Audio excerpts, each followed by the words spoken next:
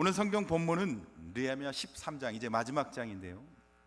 제가 안수사님의 헌신 예배라 다른 헌신 본문을 찾으려고 하다가 이 본문을 읽어보니까 이 본문이 우리가 정말 믿음과 신앙 안에서 성도가 새롭게 출발할 수 있는 귀한 본문이기에 이 본문으로 오늘 우리 안수사님들과 또 온 성도들과 함께 나누고자 합니다. 느헤미야가 예루살렘에 와서 귀한 일을 합니다. 그가 12년에 걸쳐서 총독으로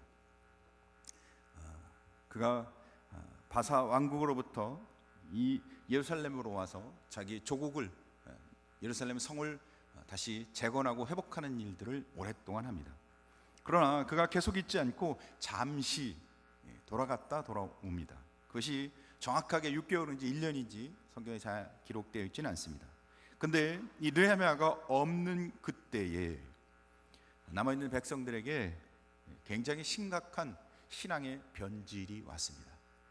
우리가 오랫동안 신앙생활을 하다 보면 우리가 한결같이 언제나 변함없이 충성스럽게 하나님의 말씀만 붙들고 살아가지 않습니다. 그렇죠, 집사님들. 때로는 나태할 때도 있고 열심을 좀 덜 낼 때도 있습니다. 어쨌든 오늘 성경 본문에도 이스라엘 백성들이 조금 신앙적 변질된 모습이 있다는 소식을 듣고 느헤미야가 급히 다시 예루살렘으로 돌아와서 그가 그 변질된 부분에 대해서 어떻게 회복하고 하나님 말씀 가운데 바로 서야 하는지 그 몇 가지를 하고 있는 오늘 본문을 통해서 몇 가지를 함께 나누고자 합니다. 사실 원칙 없는 신앙생활은 신앙의 기쁨을 잃어버리고 신앙의 능력을 잃어버립니다. 그러나 우리가 우리가 하나님 앞에 서야 할 자리에 분명히 서 있으면 첫째, 신앙생활의 기쁨입니다. 그래서 제자훈련을 제가 요즘 11분과 함께 하고 있는데 다 다르세요. 장로님서부터 그래서 우리 서리 집사님까지 다 계신데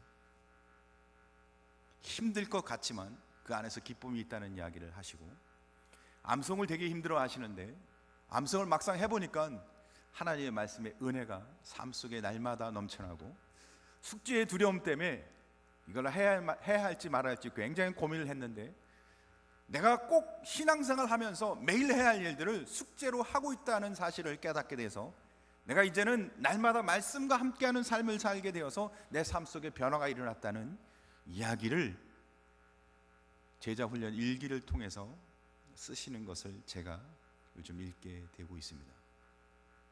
그러니까 사실은 특별한 사람들이 특별한 훈련으로 해야 할 일이 아니라, 사실은 예수를 믿고 살아가는 사람은, 내가 예수 믿고 이제 구원받은 사람이면 사실은 다 그렇게 해야 할 일들이었던 겁니다. 더 훈련을 많이 받아야 할 사람이 할 일이 아니라, 그냥 예수 믿는다면 날마다 말씀 가운데 하나님이 주신 은혜를 고백하며 살아가는 것이, 그 일을 사실은 제자훈련 동안 해요. 너무 두려워하지 마시고, 내년에도 기회가 있고 후년에도 기회가 있고 기회가 앞으로도 많이 있습니다. 그래서 여러분들이 너무 부담 갖지 마시고 하나님이 내게 마음을 주시는 그때 내가 더 하나님이 주신 은혜 가운데, 그러니까 사실은 그 은혜 가운데 사는 어느 한 방편 중에 하나를 하는 거구나, 이런 마음으로 같이 했으면 좋겠다, 이런 생각을 한번 생각해 봅니다. 오늘 느헤미야는 그가 돌아오자마자 시작한 것은 첫째, 하나님의 말씀을 붙들고 살게끔 합니다. 오늘 성경 1절 보면 이렇게 기록하죠. 그날 모세의 책을 낭독하여 백성에게 들렸는데 그 책에 기록하기를, 이렇게 기록합니다. 그가 오자마자 한 것이 모세의 율법, 모세의 책을 낭독하여 하나님의 말씀을 읽습니다. 한번 따라합시다. 하나님의 말씀을 붙들고 살아야 합니다. 신앙에 있어서 가장 중요한 것은 하나님의 말씀입니다. 언제든지 내가 신앙에 나태해졌다고 느낄 때는 항상 말씀으로 돌아가시기 바랍니다. 우리 신앙의 기초, 출발점, 우리가 신앙생활하는 이유는 다 성경에 있습니다. 느헤미야는 고국에 돌아오자마자 백성 앞에서 그가 처음으로 한 것은 성경 하나님의 말씀을 낭독한 것이었습니다. 3절에도 보면 백성이 이 율법을 듣고 그래요, 말씀을 들을 때, 하나님의 말씀 가운데 대할 때 성도는 변하기 시작하는 겁니다. 우리 헌신의 출발은, 우리 신앙의 출발은, 우리가 새롭게 출발하는 시점은 하나님의 말씀이어야 한다는 것입니다. 말씀을 붙들 때 성도는 회복됩니다. 말씀을 붙들 때 우리는 헌신할 수 있습니다. 말씀을 붙들 때 우리는 권세와 능력이 생깁니다. 느헤미야는 하나님의 말씀을 떠나서는 회복이 없는 줄 알았습니다. 누구보다도 이 사실을 잘 알고 있었기에 그는 학개 선지자를 통해서 말씀을 통해 이스라엘 백성을 회복시켜 갑니다. 우리는 잘 아는 이야기죠. 신앙생활을 하면 할수록, 혹시 특히 이 오후 예배를 드리시는, 그래도 우리 근곡교회에서 신앙을 그래도 잘 하시는 분들이잖아요, 그죠? 오후 예배를 드리시는 분들은 제가 다 존경스러운 분이라고 생각합니다. 우리 초등학교서부터 작년 우리까지 오후 예배를 드리는 사람은 다 존경스러운 분이라고 생각합니다. 우리가 너무 잘 알고 있죠. 말씀이 제일 중요하다는 사실. 그런데 우리가 실상 우리는 다른 것을 붙들고 싶을 때도 많습니다. 다른 것 뭘 붙들고 싶으신가요? 그래요, 우리가 예수 믿어도 다른 것 붙들고 싶은 게 항상 있습니다. 근데 그걸 붙들지 말라는 얘기입니다. 성도는 하나님의 말씀을 통해서 세워져야 되고, 말씀을 통해서 은혜 받아야 되고, 말씀을 통해서 무장해야 되고, 말씀이 신앙의 강한 중심이며 출발점이 돼야 한다는 얘기입니다. 우리 끊임없이 다른 걸 붙들고 싶습니다. 예수 믿어도 우리가 붙들고 싶은 것 다 있습니다. 근데 그거 붙들지 말고 하나님의 말씀을 통해서 세워지는 우리 안수 집사님들, 우리 또 근국에 온 성도가 되시길 간절히 소원합니다. 왜냐하면 그곳에 참된 신앙과 참된 행복과 우리가 영원토록 변하지 않는 하나님의 은혜는 말씀에 있기 때문입니다. 말씀만이 영원합니다. 말씀은 진리입니다. 말씀은 영생입니다. 시편 1편은 어떤 사람이 복이 있다고 얘기하나요? 복 있는 사람은 악인의 꾀를 쫓지 아니며 죄인의 길에 서지 아니며 오만한 자리에 앉지 아니하고 오직 여호와 율법을 즐거워하여 그 율법을 주야로 묵상하는 자로다. 여호와 율법을 즐거워하여 주야로 그 말씀을 묵상하는 자로다. 개인이든 교회든 하나님의 말씀 가운데 변해야 합니다. 말씀이 변화의 중심이 되어야 하고, 말씀을 통해서 교회가 성장하고 부흥해야 합니다. 여호수아 1장을 보면 이스라엘 백성들을 이끌었던 지도자 모세가 죽은 후 후계자 여호수아가, 그렇게 믿고 따랐던 모세가 죽은 후 여호수아의 마음이 참담합니다. 200만이 넘는 이 백성들을 어떻게 이뤄가야 할지 앞이 캄캄합니다. 당장 요단강을 건너야 하는데, 여리고 성을 정복해야 하는데, 그리고는 그 가나안 땅에 가서 수많은 전쟁을 해야 하는데 자기는 모세와 같은 능력이 없었습니다. 지도력도 없었습니다. 그때 하나님은 여호수아에게 다음같이 말씀하십니다. 여호수아 1장 3절, 내가 모세에게 말한 바와 같이 무릇 너희 발바닥으로 밟는 곳을 내가 다 너희에게 주었노니. 이 말씀은 하나님이 여호수아에게 주신 말씀이었습니다. 이 말씀을 받을 때 여호수아는 연약한 사람이었습니다. 현실의 문제가 답답했습니다. 자기가 앞으로 어떻게 해야 할지, 무엇을 해야 할지 모르는 사람이었습니다. 근데 여호수아는 하나님이 자기에게 주신 말씀을 봅니다.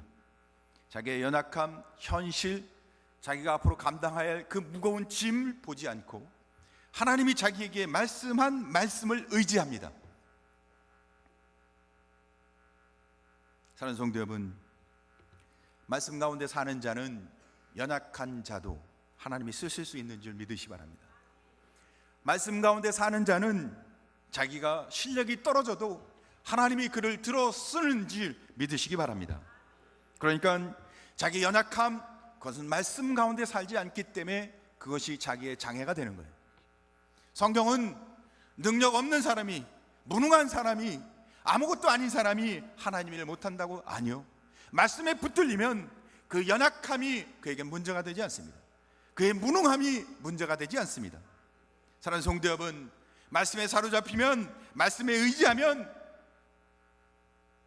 자기 눈앞에 있는 것, 현실, 문제가 아니라는 거예요. 말씀을 듣고 말씀을 읽고 말씀을 묵상하는 자는 하나님이 함께 하시는 줄 믿으시기 바랍니다. 우리의 신앙의 승리의 비결은, 우리 헌신의 비결은 바로 말씀으로부터 출발해야 한다는 얘기입니다.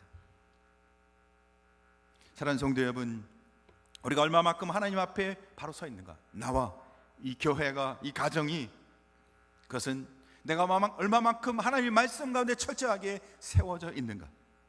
말씀이 회복되어지는, 말씀을 통해서 날마다 새로워지는 성도가 되시길 주님을 축복합니다. 우리는 직장 생활을 다 합니다. 생업이 있습니다. 가정이 있습니다. 그럼 무슨 뜻인가요? 다 어려운 문제, 기도해야 할 기도 제목이 있다는 뜻입니다. 그뿐만 아니라 교회도 여러 가지 해결해야 할, 또 해결되지 않는 계속 남아있는 숙제들이 있습니다. 고민해야 되고 아파해야 되고 힘들어할 부분이 있다는 거죠.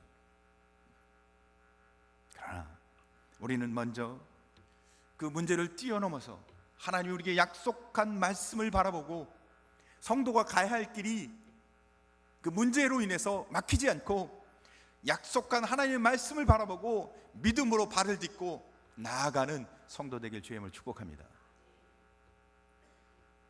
이스라엘 백성이 요단강 앞에 서 있을 때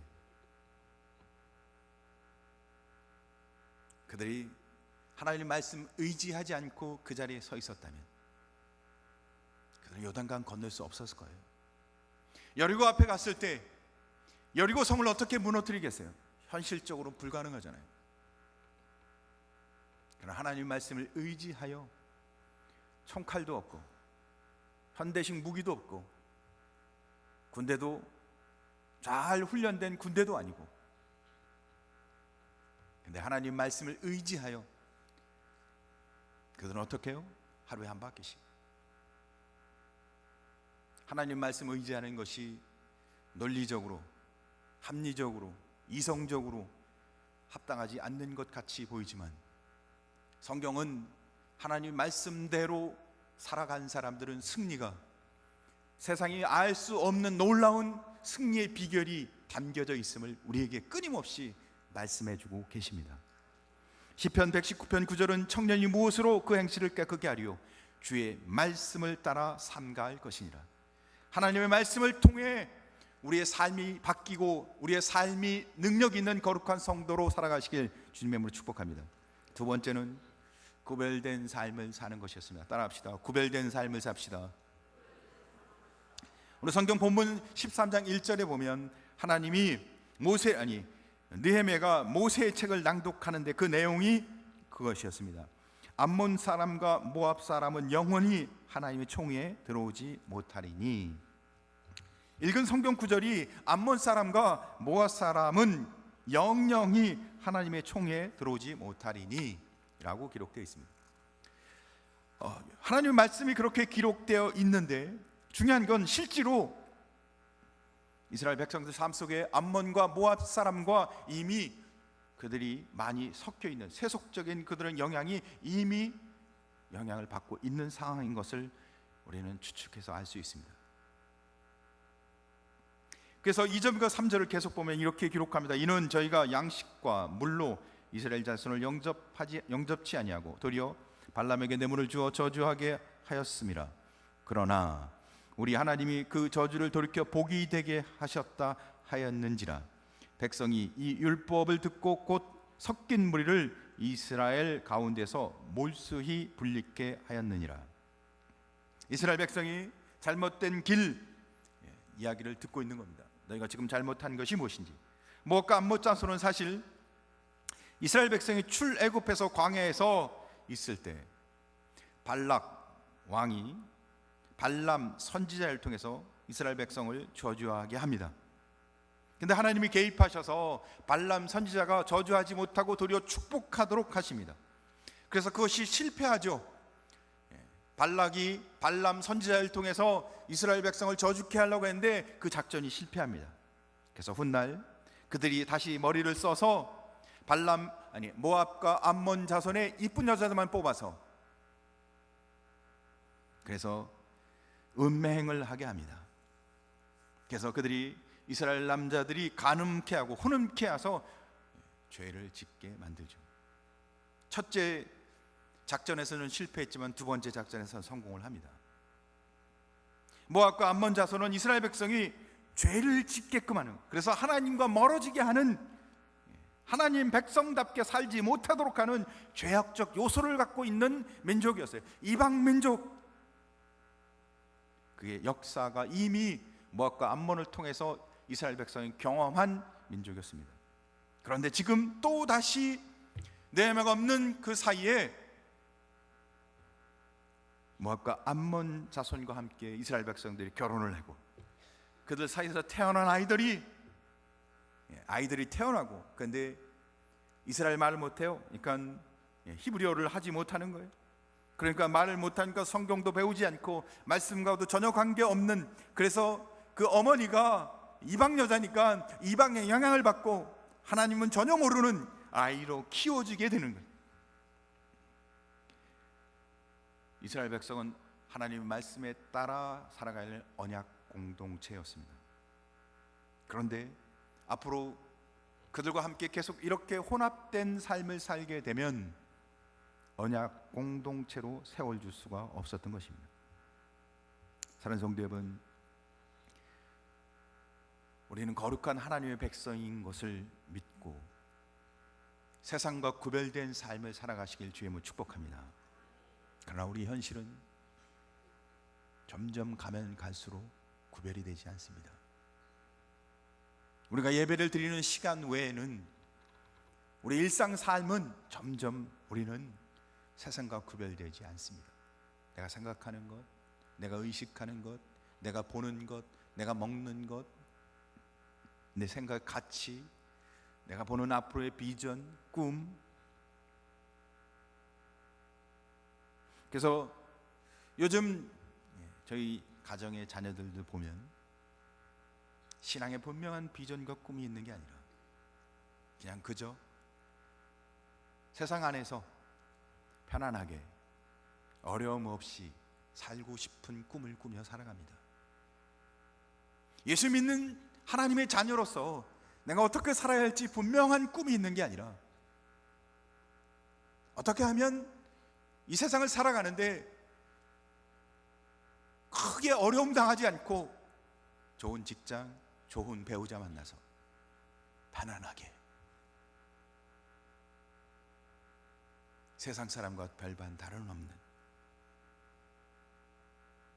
사랑하는 성도 여러분, 하나님의 거룩한 백성으로서 예수 그리스도 안에서 구원받은 믿음과 신앙의 언약 공동체로서 우리는 분명히 세상과 구별되어지는 사고와 가치를 갖고 살아가길 주님의 이름으로 축복합니다. 그래서 오늘 암몬과 모압과 분명히 구별되어야 할 것을 이야기하고 있는 겁니다. 세속적 가치관에서 이제 그들과 교제하는 것을 끊고, 그런데 놀라운 건요, 그들이 그 말씀대로 순종하고 있습니다. 놀랍지 않습니까? 썩은 사과와 썩지 않은 사과를 같이 두면 한 바구니에 성한 사과와 상한 사과를 같이 두면 시간이 지나면 성한 사과도 상한 사과가 되고 맙니다. 그래서 상한 사과를 빨리 골라내줘야 합니다. 분리시켜줘야 합니다.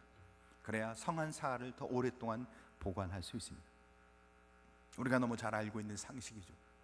신앙도 똑같습니다. 우리 안에 있는 세속적이고 세상과 구별되지 않는 삶에 있으면 구별해내야 합니다. 그것이 말씀이 이야기하고 있는 복음의 영향력입니다. 우리 안수 집사님들은 이 복음의 영향력 가운데 구별된 삶을 교회에서도, 가정에서도, 직장에서도 살아가실 주의 이름으로 축복합니다. 이 앞에 앉으셔서 이제 다음 주부터는 우리 안수 집사님들이 계속 이 앞에 앉으실 줄 믿습니다. 왜? 그 복음의 영향력을 갖고 우리 살아가는 안수 집사님들이 되시길 주님의 이름으로 응원하고 축복합니다. 세 번째, 하나님의 말씀은 무조건 순종하는 것이 복입니다. 할렐루야. 놀랍게도 그들이 하나님 말씀을 전했을 때 그들은 그 말씀에 아멘했습니다. 그리고 암몬과 모압과 이제는 구별되게 그들을 추출하여 그들을 떠나게 하는 일에 대해서도 그들이 순종합니다. 쉬운 일이 아닙니다.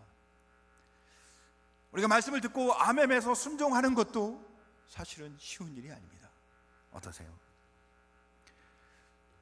제자 훈련을 하다 보면 책을 3권을 공부합니다. 훈련을 3권을 갖고 해요. 두 번째 책 첫 과에게 성경의 권위라는 제목이 있습니다. 우리는 정말 성경의 권위를 인정하는 삶을 사나요? 성경의 권위를 인정한다는 삶은 성경 내가 인정합니다 이게 아니라 성경 말씀대로 살아가는 것을 말합니다. 아버지의 권위를 인정하는 사람은 아버지의 말씀에 따라 순종하는 사람을 아버지의 말씀의 권위를 인정한다고 하는 것입니다. 나는 아버지를 사랑합니다. 아버지의 권위를 인정합니다. 그러나 나는 아버지의 말 절대 따라가지는 않습니다. 그럼 권위를 인정하는 게 아닙니다. 성경의 권위를 인정한다는 것은 성경에 순종하는 것을 말합니다. 성경대로 사는 것을 뜻합니다. 성경에 순종해서 성경의 말씀대로 그가 살아가야지 성경의 권위를 인정하는 것입니다. 오늘 이스라엘 백성은 느헤미야가 성경을 낭독하고 그 말씀에 그들이 따라가기로 순종하고 있는 모습을 보여주고 있습니다. 그런데 암몬과 모압과의 그들이 이미 결혼까지도 했고 그들이 이미 그들의 삶 속에 깊숙이 들어와 있다는 이야기는 경제적으로, 사회적으로 여러 가지로 얽히고 설켜서 뭐가 있어요? 이해관계가 이미, 우리가 제일 어려운 게 그거잖아요. 이해관계가 이미 얽히고 설키면 그것을 무 자르듯이 탁 자르고 온다는 게 정말 어려운 일이잖아요. 그렇지 않습니까? 돈이 관련되어 있고 또 그하고 뭔가 이렇게 관련이 되어서 결혼을 했으면 사돈이잖아요. 사돈. 그렇죠? 그런데 오늘 이스라엘 백성은 이 느헤미야가 읽은 그 말씀의 근거에서 즉각적으로 순종을 했다는 겁니다.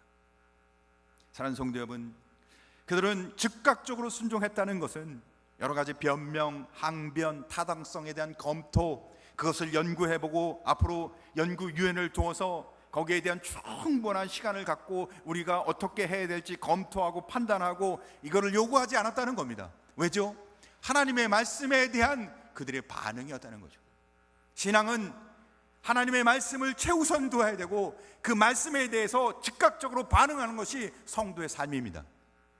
그것을 검토하는 것이 아니라 그것을 어떻게 해야 될지 따지는 게 아니라, 그러므로 믿음의 조상 아브라함은 하나님께서 본토 친척 아비의 집에서 떠나라 명령하셨을 때 그는 어떻게 했죠? 어디로 가야 할지를 몰랐습니다. 그래서 성경에도 어디로 가는지 분명히 기록하지는 않습니다. 근데 어디로 가야 하냐고 묻지를 않아요. 떠나라고 하니까 그는 떠났습니다. 가라고 하니까 갑니다. 그래서 성경은 이렇게 기록해요. 갈 바를 알지 못하는데 떠났다고. 하나님의 명령이기에 앞이 보이지 않는데, 사랑하는 성도 여러분, 하나님의 말씀의 권위가 인정되어지는 삶이 되시길 주의 이름으로 축복합니다. 하나님이 말씀했기 때문에 나는 이해를 못하지만, 보이지가 않지만 내 이성으로는 왜 가라고 하는지 도저히 납득이 안 되지만 갈 수 있는 하나님의 권위가 인정되어지는 언약 공동체로서의 성도가 되시길 주의 이름으로 축복합니다. 아브라함이 100세가 되었습니다.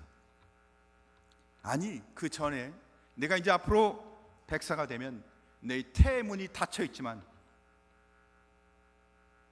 태문이 열려서 아들을 주겠다. 태문이 닫혀 있는데 아들을 주겠대요. 근데 아브라함은 그 하나님의 말씀을 의심도 없이 믿었습니다. 불가능한데, 가능하지 않은 일인데, 이미 태문이 닫혀 있는데 하나님이 아들을 주신다고 하는데 아브라함은 의심도 없이 믿습니다. 그러고는 다시 100세에 대해 낳은 그 아들, 이해도 안 되죠. 낳을 수 없는 중에 100세에 기적같이 낳은 그 아들을 번제로 바치라고 합니다.